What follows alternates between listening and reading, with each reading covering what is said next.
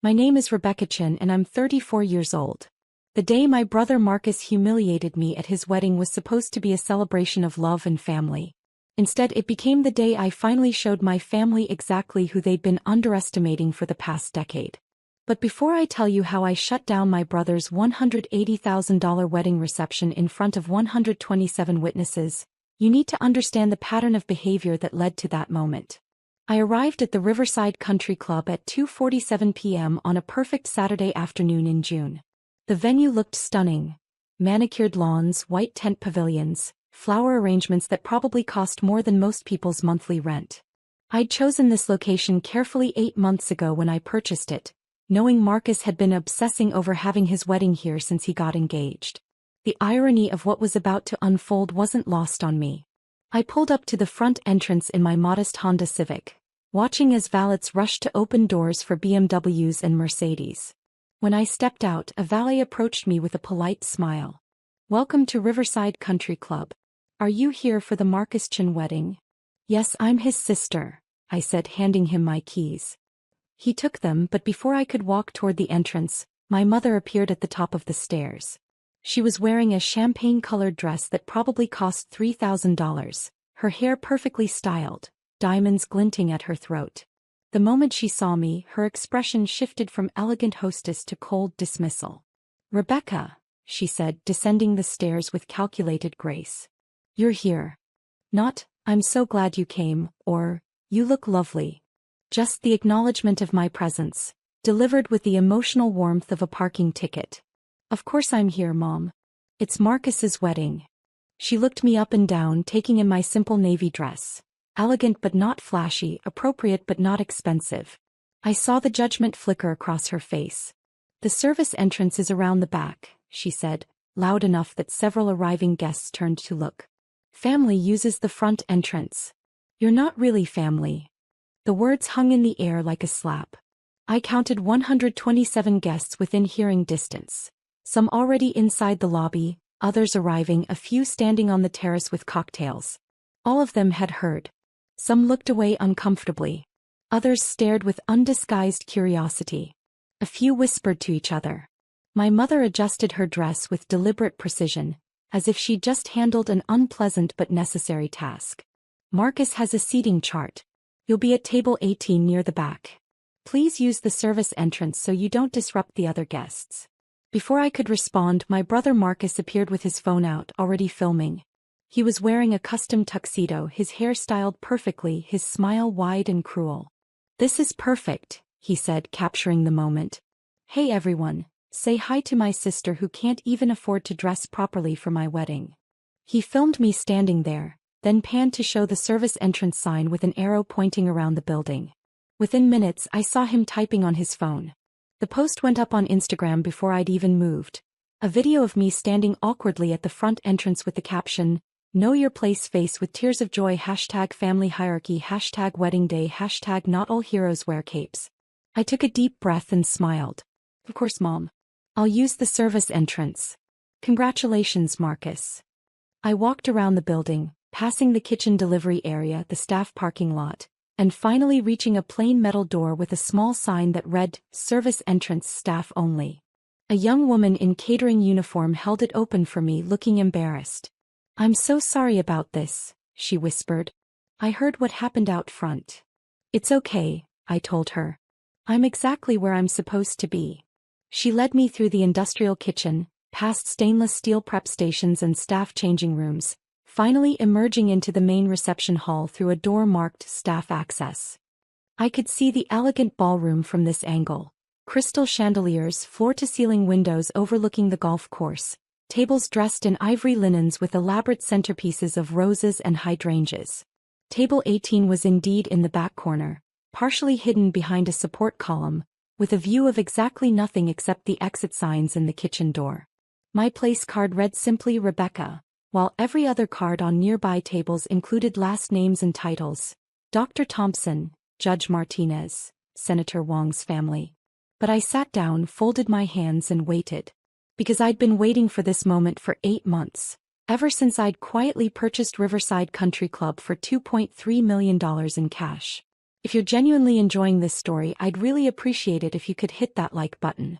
But only if you're actually finding it interesting. No pressure at all. Let me take you back 3 years to help you understand how we got here. I need you to see the pattern, the systematic erasure of my worth that my family had perfected over decades. I grew up as the younger sibling in a family that worshipped success, but only the kind of success they could understand and show off. Marcus went to Wharton, got his MBA, and landed a position at a prestigious investment firm in Manhattan. He made $340,000 a year, drove a Porsche and lived in a penthouse in Tribeca. My parents threw parties to celebrate his promotions. They framed his business magazine features. They introduced him as our son, the investment banker. I went to a state school, graduated with a degree in computer science, and took a job at a small tech startup that no one had heard of. My starting salary was $65,000.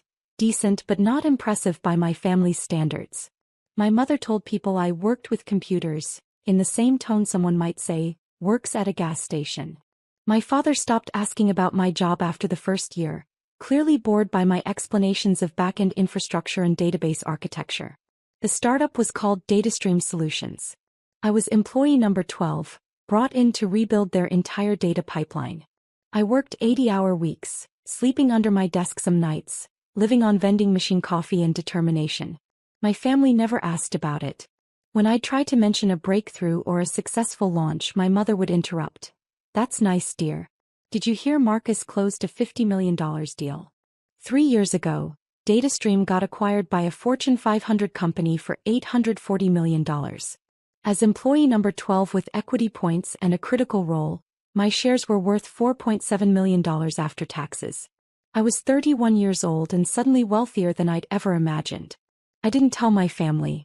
I'd learned by then that my achievements didn't matter to them, so why bother? Instead, I invested carefully. I bought a modest condo in a good neighborhood. Nothing flashy, just 1,200 square feet with good light and a parking spot. I kept driving my Honda Civic. I kept wearing clothes from Nordstrom Rack instead of designer boutiques.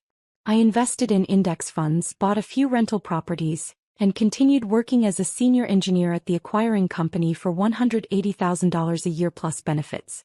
To my family, I remained Rebecca who works with computers. The disappointment. The one who didn't achieve anything worth bragging about. The pattern of exclusion started small and grew over time. My parents would have dinner parties and forget to invite me.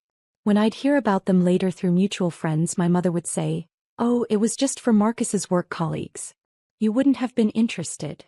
Marcus got a new apartment and my parents threw him a housewarming party with 60 guests. When I bought my condo, my mother said, "We can't keep celebrating every little thing, Rebecca. It's just a small condo. Family vacations happen without me." "We didn't think you could afford it," my father explained when I found out they'd spent 2 weeks in Italy with Marcus and his then-girlfriend. Holiday celebrations got scheduled around Marcus's availability. "He's so busy," my mother would say. "We have to work with his schedule." If I mentioned I was also busy, she'd wave it off. "You can take time off from your computer job." The financial disparity became a weapon. Marcus would pick up the check at restaurants and my parents would praise his generosity. When I offered to pay, my mother would say, "Save your money, dear. We know you don't have much to spare." At Marcus's engagement party, my father gave a toast, "To my son who has exceeded every expectation and made us prouder than we ever imagined possible."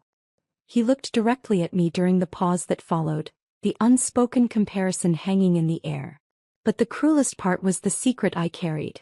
I'd been financially supporting my parents for 6 years. It started when my father's consulting business hit a rough patch. He came to me embarrassed, asking for a loan of $10,000 to cover some expenses. "Just until we get back on our feet," he said. "Don't tell Marcus. You know how he is about money." I gave him $15,000, told him not to worry about paying it back. A month later, my mother needed help with a medical bill, $8,000. Then property taxes on their house, $12,000. Then my father's car needed repairs, $6,000. It became a pattern. Every month I'd transfer money to their account. Sometimes $2,000, sometimes $5,000, sometimes more. Over 6 years I'd given them $347,000. They never thanked me. They never acknowledged it in front of Marcus.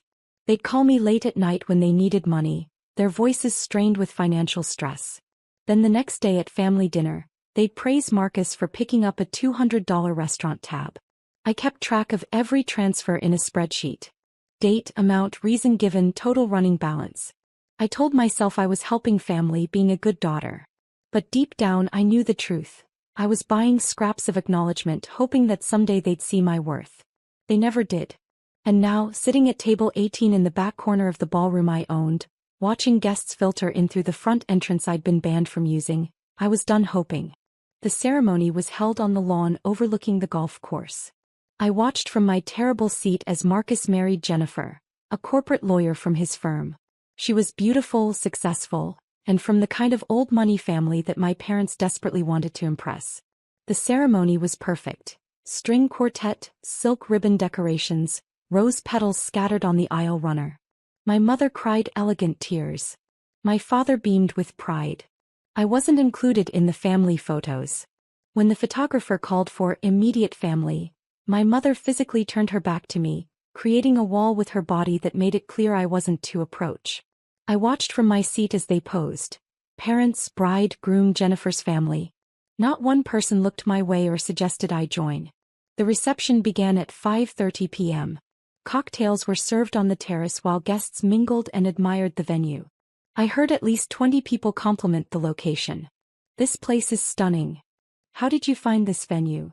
This must have cost a fortune." Marcus accepted the praise as if he'd personally created the grounds and buildings with his bare hands. Dinner was a 5-course meal.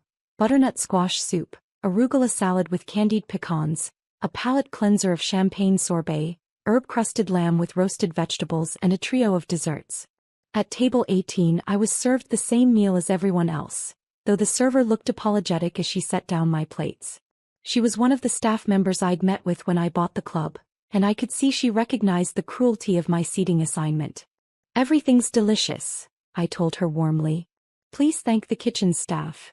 She smiled relieved. "Of course, Ms. Chin." My mother was at table 1, the head table directly in front of the dance floor. I watched her hold court, accepting compliments from guests, laughing at jokes, playing the role of proud mother of the groom. She didn't look in my direction once during the entire dinner service. Between the main course and dessert, Marcus stood up to make a speech. He thanked everyone for coming, told a charming story about how he met Jennifer, thanked his parents for their support and sacrifice. "My parents gave me every advantage," he said, voice thick with emotion. "They invested in my education, believed in my potential, and taught me the value of success. Everything I am today I owe to them." The room applauded.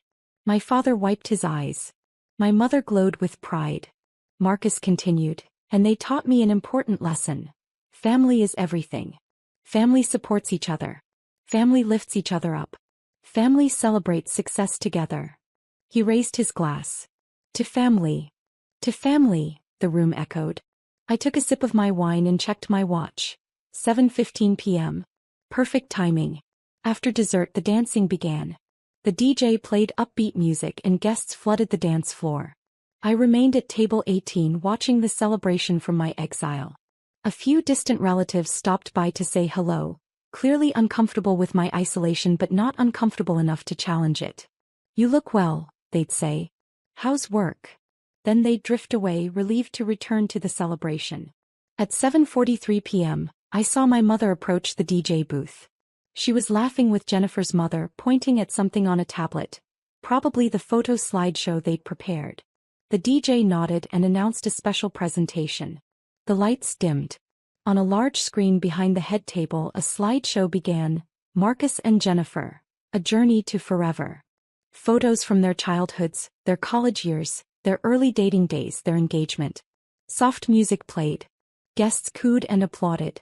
Then came the family photos. Marcus as a baby with my parents. Marcus's first day of school. Marcus's high school graduation. Marcus at Harvard. Marcus at his first job.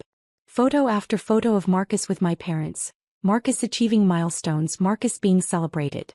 Not a single photo included me. Not one. In photos where I knew I'd been present, family vacations, holiday dinners, birthday parties, I'd been cropped out or the photo had been chosen from an angle that excluded me entirely. It was a historical revision, a visual statement.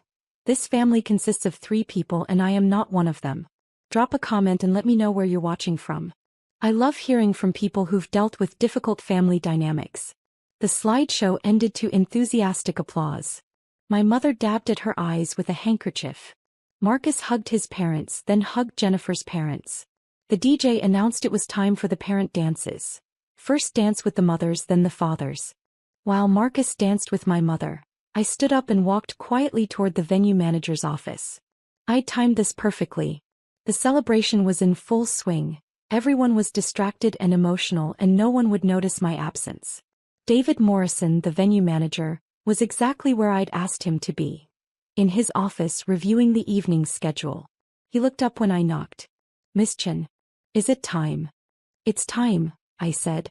He nodded, stood and straightened his tie. "I'll make the announcement during the father-daughter dance as you requested. Are you certain about this?" "I've never been more certain about anything in my life." "Very well." He picked up a tablet and followed me back toward the ballroom. We waited in the service hallway, watching through the staff entrance as Marcus danced with my mother, then transitioned to dancing with Jennifer's mother. The song changed. My father approached Jennifer for their dance. The father-daughter moment everyone anticipated. The music swelled. Guests circled the dance floor, phones out, capturing the moment. It was beautiful and touching and exactly the kind of memory my parents loved. Being at the center of someone else's important moment, basking in reflected glory. David cleared his throat, checked his tablet once more and then walked onto the dance floor. He moved with quiet authority, his presence professional but firm. He approached my father and Jennifer mid-dance. "Excuse me," David said, his voice polite but clear enough to carry. "I apologize for the interruption." The music didn't stop immediately, so David gestured to the DJ who faded the song. The sudden silence was jarring. All 127 guests turned to look. My father, confused and annoyed, stopped dancing. "What's the meaning of this?" he demanded. "This is my son's wedding." David maintained his professional composure. "Sir, I'm David Morrison, the venue manager here at Riverside Country Club. I need to speak with you regarding this evening's event." My mother had pushed through the crowd now, her face tight with anger. "This is highly inappropriate. We paid for this venue. Whatever problem you have can wait until after the reception." "Actually, ma'am, that's precisely what I need to address." David looked around the room, making eye contact with several guests. "I've been informed that there's been a significant misunderstanding about this venue and tonight's arrangements." Marcus stepped forward, his confidence radiating. He'd dealt with difficult vendors before. This was just another person who needed to be managed. "Look, Morrison, we booked this place 6 months ago. We have a contract. Whatever issue you think you have, it can be handled through proper channels. Right now you're interrupting my wedding reception." "I understand, Mr. Chin. However, I'm not here about the booking or the contract." David consulted his tablet. "I'm here because the property owner has requested that I make an announcement regarding ownership of Riverside Country Club." The room had gone completely silent. Every person was watching, many still holding up their phones, inadvertently recording what was about to happen. I could see confusion on most faces, curiosity on others. My mother's expression had shifted from anger to uncertainty. "The owner," my father said. "What does the owner have to do with anything? We're paying customers." "That's just it, sir. You're not." David turned slowly, scanning the room until his eyes found me standing near the service entrance. He lifted his hand and gestured in my direction. "Ladies and gentlemen, I'd like to introduce you to Ms. Rebecca Chen, who purchased Riverside Country Club 8 months ago for $2.3 million. She is the owner of this property, and she has been since October of last year." You could have heard a pin drop in that ballroom. Every head turned toward me.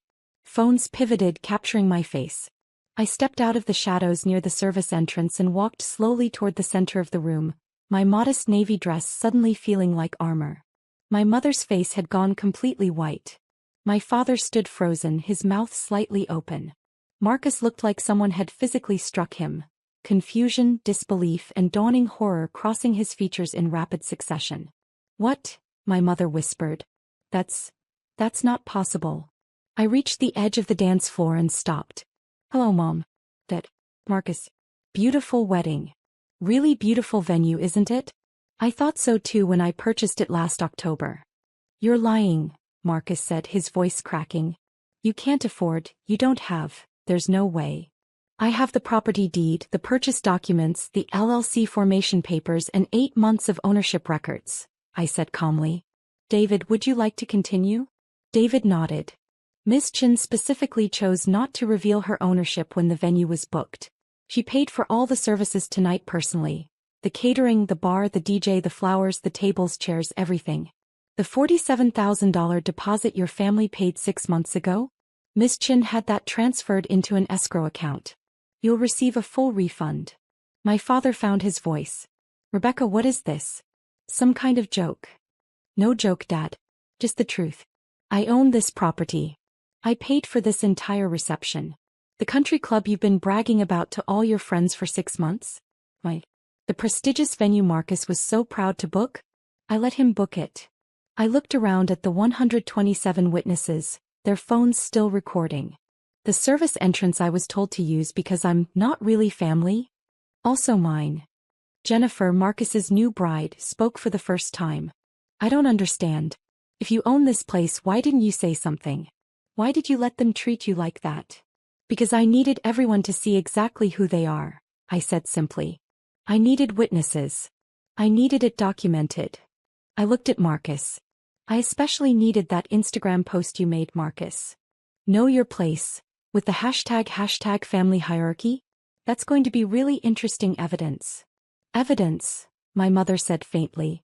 Evidence for what? For the lawsuit I'll be filing if anyone in this room tries to claim this was some sort of elaborate prank or that I'm lying. I have 8 months of property records, tax payments, insurance policies, and business licenses. I have the LLC formation documents showing I'm the sole owner. I have bank statements showing the $2.3 million purchase. Would you like David to show you the deed with my name on it? The room remained silent. I could see some guests exchanging glances, others looking down at their phones, probably already texting friends about what they were witnessing.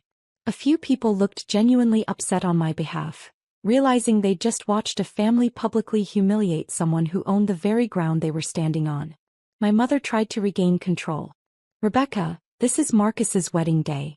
Whatever issues you have, this is not the time or place. No, Mom. This is exactly the time and place. Because this is the culmination of years of you telling me I'm not good enough, not successful enough, not worthy enough to be considered real family. You made me use the service entrance at a venue I own. You put me at table 18 behind a column hidden away like something shameful. You erased me from the family slideshow.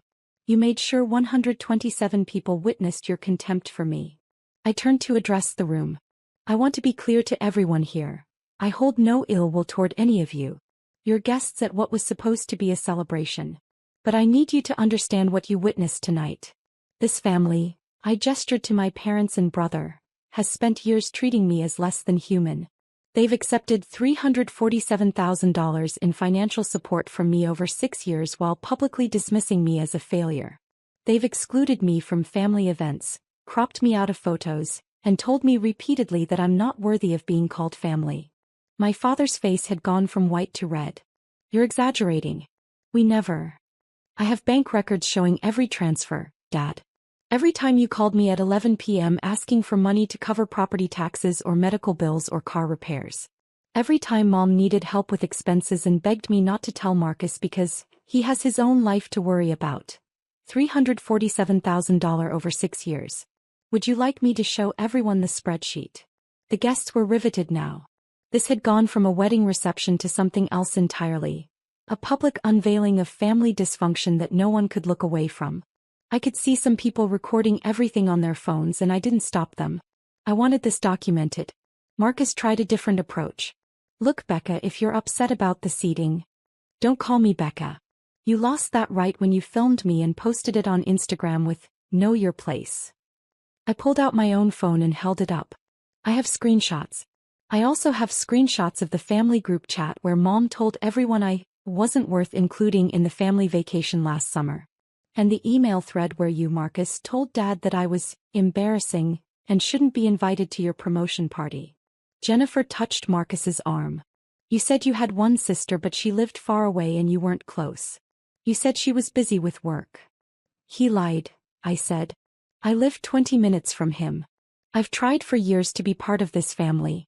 They just decided I wasn't worth the effort. I looked at my parents. And tonight you made your position crystal clear. In front of 127 witnesses, you told me I'm not really family. My mother's eyes were filling with tears, but I couldn't tell if they were genuine or performative. Rebecca, please. You're making a scene. No, Mom. You made the scene when you sent me to the service entrance. You made the scene when you erased me from the slideshow. You made the scene when you seated me at the worst table in a venue I own. I'm just making sure everyone knows who made the scene first. David cleared his throat. Miss Chen, what would you like me to do regarding the remainder of the evening? It was the question everyone was waiting for. Would I shut down the reception? Would I throw them out? I could see the fear in my parents' eyes, the panic in Marcus's expression. The power had completely shifted and they knew it. I took a deep breath. The reception will continue as planned. Everyone here is welcome to stay and enjoy the rest of the evening. The bar remains open, the food will continue to be served, and the DJ will keep playing. I paid for all of it and I want Marcus's guests to have a nice time. I paused. However, effective immediately, I'm resigning from this family. Mom, Dad, Marcus. Consider this my formal notification that I'm done. No more phone calls asking for money. No more expectations that I'll show up to be insulted. No more pretending that I'm part of a family that doesn't want me. You can't just, my father started. I absolutely can. And I am. I looked at David. Please have security escort my parents and brother out after the reception ends. They're not welcome on this property after tonight. You can't ban us from a country club. Marcus said, his voice rising. We have memberships here. My friends have memberships. Actually, Marcus, you don't have a membership. When I purchased the property, I reviewed all the membership agreements. Our parents applied for membership 6 months ago, but the previous owner never processed it because they couldn't afford the $50,000 initiation fee. I found the paperwork in the pending files. I smiled. So no, you don't have memberships. You never did. You were just using the club as day guests for wedding planning meetings. The humiliation on their faces was complete. Everything they'd bragged about, the prestigious venue, their exclusive country club access, their elevated social status, had been built on a foundation they didn't own and couldn't afford. My mother was crying now, real tears of genuine distress. Rebecca, please. We can talk about this. We can fix this. There's nothing to fix, Mom. You made your choice tonight. You chose to humiliate me publicly, to erase me from family history, to treat me as less than human. The only reason you want to talk now is because you've realized I have money and property and success you didn't know about. If I'd stayed quiet about owning this place, you'd have kept treating me the same way forever. I turned to leave, then paused and looked back at the room full of witnesses. To everyone here, thank you for coming to celebrate Marcus and Jennifer. I genuinely hope you have a wonderful evening. The bar is fully stocked, the dessert bar is opening in 20 minutes. And the DJ has been instructed to take requests. Enjoy yourselves. I looked at my parents one final time. And please feel free to use the front entrance when you leave. Unlike me, you'll get that privilege. I walked out through the front entrance, not the service entrance, with my head high and my shoulders back. Behind me, I could hear the murmur of 127 people trying to process what they'd just witnessed. Some would side with my family. Some would think I'd been cruel. But most would remember that they'd watched a family publicly humiliate someone, only to discover that person held all the power they'd been denied. David caught up with me in the main lobby. Miss Chen, are you all right? I'm perfect, David. Make sure the staff takes care of the guest. I want everyone to have a good time despite the drama. Of course. And your family. After the reception ends at midnight, please have security escort them out. Change all the access codes, update the membership records, and make sure they understand they're not welcome back. Understood. He hesitated. For what it's worth, what you did in there took tremendous courage. It took 8 months of planning and $2.3 million, I said. But yes, it also took courage. I drove home that night, got into comfortable clothes, poured myself a glass of wine, and finally let myself feel everything I'd been holding back. I didn't cry, I was past tears. I felt lighter, like I'd been carrying a weight I didn't know I could put down. My phone started ringing at 11:47 p.m., right as the reception would be ending. Marcus called first, then my mother, then my father, then Marcus again. I didn't answer. They called 6-7 times before midnight. Then the text started. How could you? You ruined everything. This is so cruel. Call us immediately. I blocked all their numbers at 12:15 a.m. and went to bed. The next morning my phone showed 89 missed calls from various family members. Aunts, uncles, cousins who'd been at the wedding. I blocked them all. A few sent emails instead, which I read out of curiosity. Most condemned me for ruining Marcus's special day. A few said I was petty and vindictive. 3 people, my cousin Sarah, my Aunt Patricia, and a family friend named Helen, sent messages of support. I can't believe they treated you that way, Sarah wrote. You showed incredible restraint. Most people would have shut down the whole reception. I responded to those 3, thanked them for their kindness, and deleted the rest of the emails without reading them. 2 weeks later, I received a letter from an attorney representing my parents. They were demanding I return the $347,000 they claimed I stole from them. The letter stated that the money was given under false pretenses, and that I had manipulated vulnerable elderly people. I forwarded the letter to my own attorney with copies of every bank transfer, every text message begging for money, every email about unpaid bills. My attorney responded to their attorney with a simple message. Ms. Chin has extensive documentation showing that all funds were gifts freely given. If your clients persist in making defamatory claims, we will file a countersuit for harassment and defamation. Additionally, Ms. Chin is prepared to provide evidence of financial elder abuse if your clients' claims suggest they were not mentally competent to manage their own finances. I never heard from that attorney again. 3 months after the wedding, I was having coffee at a local cafe when I ran into Jennifer, Marcus's wife. She was alone, looking stressed and tired. When she saw me, she hesitated, clearly unsure whether to approach. Rebecca, she said finally. Can I talk to you for a minute? I gestured to the empty chair across from me. Sure. She sat down, ordered a latte, and then said, I owe you an apology. I didn't know about any of it. Marcus told me you were distant, that you'd chosen not to be close to the family. He never mentioned that they treated you the way they did. Did he tell you I'd been sending them money for 6 years? No. I found out because your mother called me crying 3 weeks after the wedding, begging me to convince you to start sending them money again. She said they were going to lose their house. Jennifer looked down at her coffee. That's when I started asking questions.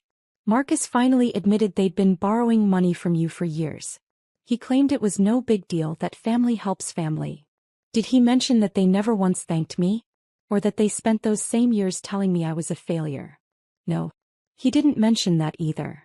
She took a breath. I also found out that he knew about DataStream. He knew about your acquisition payout. He's been following the tech industry news for years. It's part of his job. He knew you made millions and he never said anything. That actually surprised me. He knew. He knew. And he deliberately kept it from your parents because, and these are his words, if they knew she had money, they'd stop respecting my success. Jennifer's hands were shaking slightly. He wanted you to stay small in their eyes so he could stay big. The cruelty of that took my breath away. It was one thing for my parents to be oblivious, to genuinely not know about my success. But Marcus knew, and he'd actively worked to keep me diminished in our parents' estimation. He'd protected his status as the golden child by ensuring I stayed the family disappointment. I'm filing for divorce, Jennifer said quietly. That's why I wanted to talk to you. I need you to know that I didn't know, and I'm sorry I didn't speak up that night. I should have said something when they made you use the service entrance. I should have questioned why you weren't in the family photos. I was so caught up in wedding planning and trying to fit into his family that I didn't pay attention to what was really happening. You're not responsible for their behavior, I told her. And you're not responsible for Marcus's lies. Maybe not. But I participated in it by staying silent. That makes me complicit. She pulled out an envelope and slid it across the table. This is from the wedding. I thought you should have it. I opened the envelope. Inside was a check for $47,000, the deposit my family had paid for the venue, which I'd put into escrow and planned to return eventually. I can't take this, I said, pushing it back toward her. Yes, you can. Marcus used money from our joint account, money I earned, to make that deposit. I'm giving it to you as a wedding gift for the wedding that should have celebrated you instead of excluding you. She stood up. I'm sorry, Rebecca. I'm sorry for all of it. She left before I could respond. I sat there with the check, processing the fact that Marcus's wife had shown me more decency in a 10-minute conversation than my family had shown me in 34 years. It's been 18 months since Marcus's wedding. I still own Riverside Country Club, which has become quite profitable under my management. I've used the property for charity events, hosting fundraisers for local schools and community organizations. The service entrance has been permanently closed and converted into an office suite. There's only one entrance now and everyone uses it. My parents lost their house 8 months after the wedding. Without my monthly transfers, they couldn't keep up with the mortgage payments. They had to sell and move into a small rental apartment. I heard through the grapevine that they tried to take out loans using Marcus's income as collateral, but he refused to help them. The golden child apparently only shines when it's convenient. Marcus and Jennifer's divorce was finalized 4 months ago. I heard he's dating someone new, another lawyer with the right pedigree and connections. My mother called me from a number I didn't recognize, leaving a voicemail saying they'd made mistakes and wanted to start fresh. I didn't call back. I don't miss them. That's the part that surprises me most.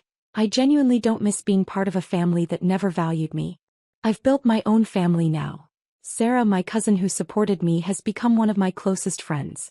Aunt Patricia and I have dinner once a month. I've gotten involved in mentorship programs for young women in tech, and those relationships have become more meaningful than any biological connection I ever had. Last week I was having dinner with a group of friends, people I'd met through work and community activities, people who knew me as Rebecca the successful businesswoman and property owner, not Rebecca the family disappointment. One of them asked about my family and I realized I hadn't thought about them in weeks. I don't talk to them anymore, I said. They made it clear I wasn't worth their respect, so I made it clear they weren't worth my time. My friend nodded. Good for you. Family is supposed to lift you up, not tear you down. And that's exactly right.